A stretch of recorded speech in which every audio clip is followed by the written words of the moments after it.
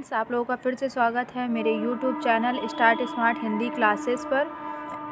आज का टॉपिक है हमारा रौद्र रस। तो ज़्यादा बातें ना करते हुए हम लोग अपना टॉपिक स्टार्ट करते हैं। रौद्र रस की परिभाषा: जब किसी के द्वारा किए गए अपमान अथवा अपने गुरुजन या अपने प्रियजनों की निंदा से जो हमारे मन में भाव उत्पन्न होता है उसे रौद्र रस कहते हैं। इस प्रकार स्थायी भाव, विभाव, अनुभाव और संचारी भाव के सहयोग से रौद्र रस का रूप धारण कर लेता है। तो चलिए अपने सरल भाषा में आप लोगों को समझा देते हैं। अगर सरल भाषा में समझ लीजिए तो आप इसकी परिभाषा आराम से लिख सकेंगे। यहाँ पे कहा जाता है रौद्र रस का मतलब क्या होता है। रौद्र का मतलब होता है क्रोध, इसका स्थायी भाव ही है क्रोध।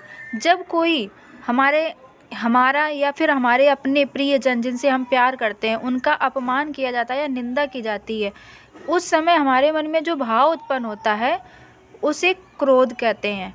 और वही स्थायी भाव, विभाव, अनुभाव और संचारी भाव मिलकर रौद्र रस का रूप धारण कर लेते हैं। तो आई होप आप लोगों को रौद्र रस की परिभाषा समझ में आ गई होगी। इसका स्थायी भाव क्रोध होता है। उदाहरण समझ लेते हैं। उस काल मारे क्रोध के तन कांपने उनका लगा, मानो हवा के जोर से सोता हुआ सागर जगा।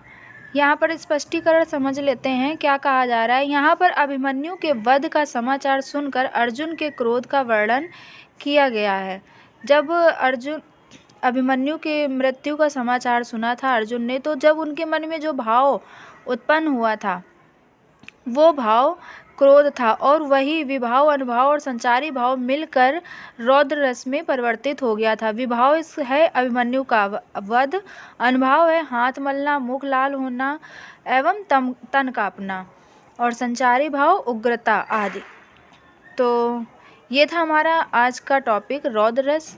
तो आप लोगों को समझ में आ गया होगा, और अगर नहीं आया है समझ में तो आप कमेंट करके पूछ सकते हैं या बता सकते हैं कि हम आप लोगों को कैसा पढ़ा रहे हैं, समझ में आता या नहीं आता है, जिससे हम अपने आप में सुधार करें। तो चलिए, मेरा वीडियो देखने के लिए थैंक यू, धन्यवाद।